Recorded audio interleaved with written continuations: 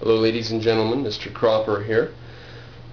This is my second negative speech. It will be my final speech, followed by a 3-minute affirmative speech, at which time everybody can leave comments voting on who they think won.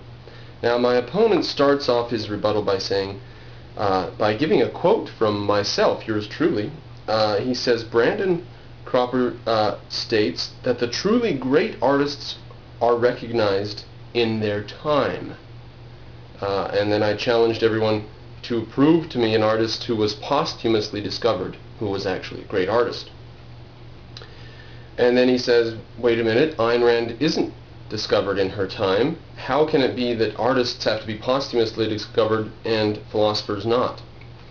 Well, as a matter of fact, Ayn Rand has been discovered in her time as an artist. She's a truly great artist, and many people know it. That's why her novels have been selling at such a phenomenally successful rate for over a half-century. So, artistically, she has been discovered. No problem there. But in philosophy, that's a different story. And let me go over the reason just real quickly here. All art is on a perceptual level. Okay, so like paintings and sculptures and music, it's all available to the 5 senses. Even a novel is essentially on the perceptual level because you're reading about other people's events in reality. So it's coming to you through concepts, but you're reading about people walking around and talking to other people. Concrete reality. So you might as well be watching a movie as reading a book. Art is perceptual. You can see it with your 5 senses. Philosophy isn't. Okay? Everybody can access art. But there's only a few people that are interested in philosophy, and there are even fewer who know what's going on in philosophy. So philosophers remain undiscovered until well after that time that happens. Now, he says, why hasn't Rand been accepted? Because she contradicted everybody. It's the exact same reason that Copernicus wasn't accepted. It's the same reason why Newton had to fight the battle he fought. He was so careful bringing his theory out. For 20 years he didn't want to come out and have everybody, go against him, because he was going against everybody in history up to that point. That's Ayn Rand's story. Then he quotes me as having said, Ayn Rand will have her day, and therefore I'm admitting that she is not significant in Western philosophy by saying that she will have her day but isn't there yet. And that is not the case. That's a misinterpretation of my statement. She will have her day in the way that Aristotle, Copernicus, Galileo, Newton have their day. Now, he quotes me as having said that Ayn Rand will have her day, and he interprets this as me admitting that she is therefore not significant in Western philosophy, and she will become significant.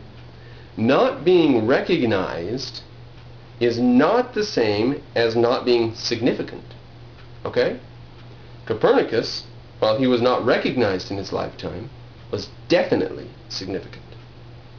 Newton, Galileo, Aristotle, who was recognized in his time, but wasn't really recognized for the full worth of what he was until well over 2 millennia later.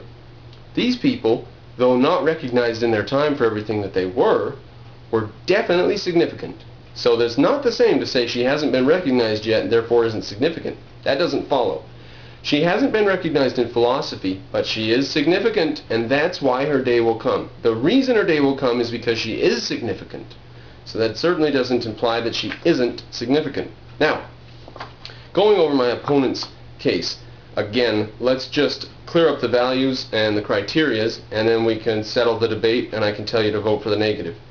Immortality is my opponent's value, in the sense of being immortal because your writing lives on.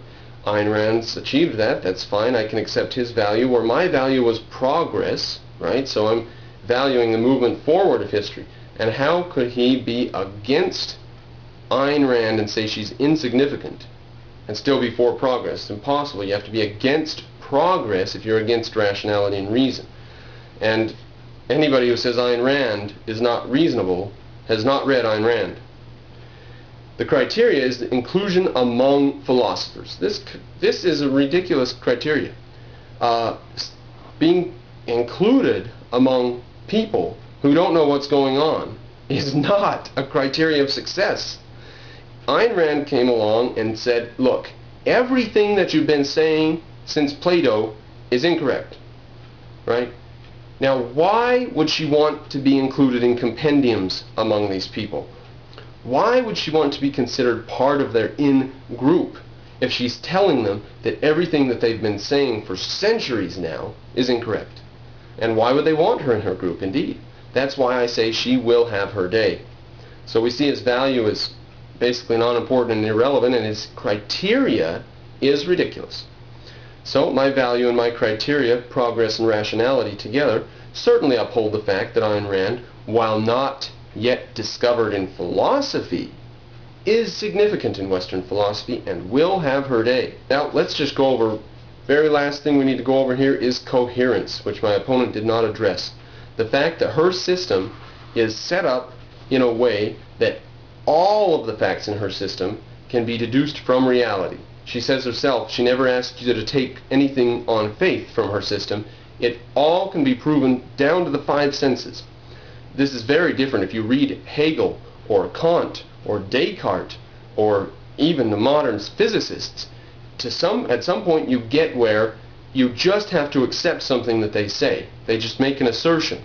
For example, Immanuel Kant says, our senses and our mind reinterprets reality. We can never know the real reality out there.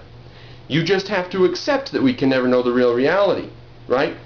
It's not like Immanuel Kant has special glasses that he went and put on and saw the real reality. Supposedly the real reality is not available to Immanuel Kant the same way it's not available to you. So how could he know about it? Well, you just have to accept it. Ayn Rand doesn't do that to you. Ayn Rand gives you everything reducible to the five senses. So the coherence of her system, where she absorbs anything important from Aristotle, Adam Smith, Nietzsche, and anyone else you want to name, and discards the things which are not important, not provable, or erroneous. So is she significant in Western philosophy? She is the single most significant philosopher since Aristotle, and may possibly outweigh him in the final match. So you need to vote negative against the resolution. Resolved, Ayn Rand is an insignificant philosopher in Western philosophy.